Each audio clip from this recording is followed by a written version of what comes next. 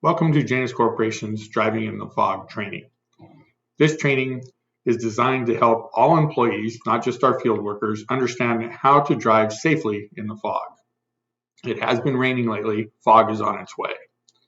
Please review other driver safety training videos before driving in bad weather and driving in the rain, and as of 11/10/22, when this was recorded, soon to be released, driving in cold weather. When driving in the fog during the day, use your lights, both so that you can see better and so that other cars can see you better. Remember, turn the lights off when you get where you're going, or you may end up with a dead battery. Always use your low beams, day or night. High beams will be reflected off the fog and actually reduce your ability to see. The deer in the middle of the road is much more easily seen with low beams. Fog lights can be helpful as long as they are properly placed and not just decorative. Upper left-hand corner, normal light driving. Lower left-hand corner, high beams in the fog. Upper right-hand corner, low beams in the fog. And lower right-hand corner, low beams in fog lights, the one where you can see the furthest with the fog. Fog creates some of the all-time worst driving conditions. When driving in the fog, it is often tempting to follow another car's taillights. Avoid tailgating. Visibility could be 1,000 feet and then drop to 10 feet in a matter of seconds when driving into a fog bank, causing the car in front of you to hit their brakes unexpectedly. The fog can also make roads slick, partially because there's enough moisture to wet the roads, but not enough moisture to remove the rubber and oils that are built up on the asphalt, like many heavy rains can do. This will make stopping much more difficult. Leave plenty of room between you and the driver in front of you. Realize it will take you longer to stop than normal. With normal vision on dry roads, in the old days, the rule of thumb was to have one car length in between you and a car in front of you for every 10 miles per hour that you were traveling. In today's world, with normal vision on dry roads, the rule of thumb is to assure the car in front of you passes an object, a road marker, an exit sign, a street sign, a crosswalk, a tree on the side of the road, an overpass, anything that's not moving. There should be 2 full seconds before you pass the same object.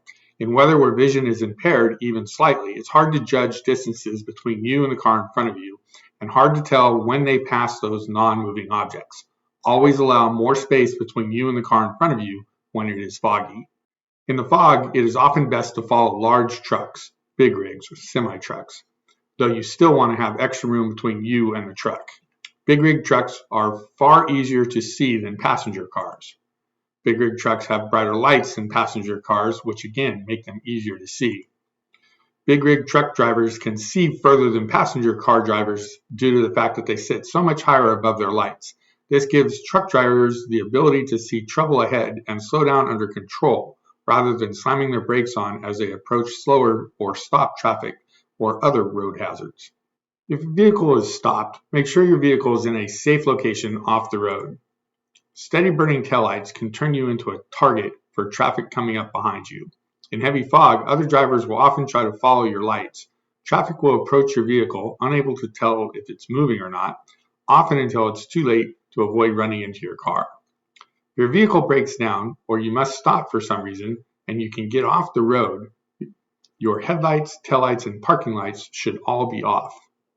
If you are in the road, headlights, taillights, and hazards should all be lit. If your vehicle is stopped but you are still adjacent to the road, turn your hazard lights on but all other lights off. If a safe retreat is available, such as a school, an office complex, a restaurant, or other building, exit your car and move indoors. If you must remain with your vehicle, stay in your seat with your seat belt securely in place. If you can get your car away from the side of the road several feet or more, turn off your hazard lights as you do not want to attract traffic towards you and off the road. Can you tell if these cars are moving or parked? Both are parked at the side of a road. While driving in heavy fog, turn your radio off and listen for oncoming traffic. Stop at intersections and listen for traffic. Remember, just because you saw the intersection doesn't mean the other car is paying attention.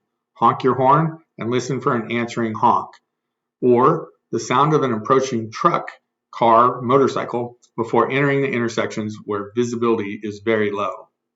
Take your time driving to your destination and know your route to your destination and back to the office or home. Look for landmarks when driving conditions are clear to use this knowledge to help you drive in the fog. Knowing that a specific store is near an intersection or on a corner can help you understand when cross traffic may be present. Once safely off the road and parked, use your cell phone. Let the office or project site know what is happening. Keep everyone informed of your situation and warn others in the company and family members who are driving in the area of the existing road and visibility conditions. It is better to arrive late than never. Things to remember about driving in the fog. If your car is stopped and it is near a road, you need to turn your headlights and taillights off and turn your hazard lights on in order to avoid becoming a target for traffic coming up behind you. When it's foggy, you need to account for more time to travel to your destination. Truckers can see better in the fog than car drivers, but you should still remain far back when following a big rig, as the road will be wet and your stopping time and distance will be longer. If you must stop and can park away from the side of the road, turn off all your car lights, even your hazard lights. If you must stop and you cannot move your car if you must stop and cannot move from your car to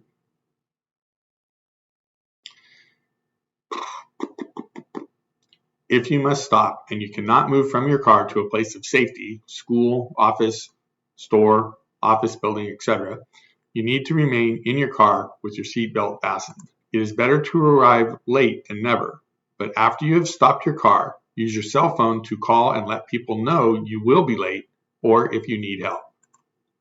Thank you for taking Janus Corporation's driver safety training, Driving in the Fog. This training was produced by Mike Sharp, Janus Corporation's Senior Safety Officer. Please contact me if you have any questions, 209-993-6123 or mikes@januscorp.com.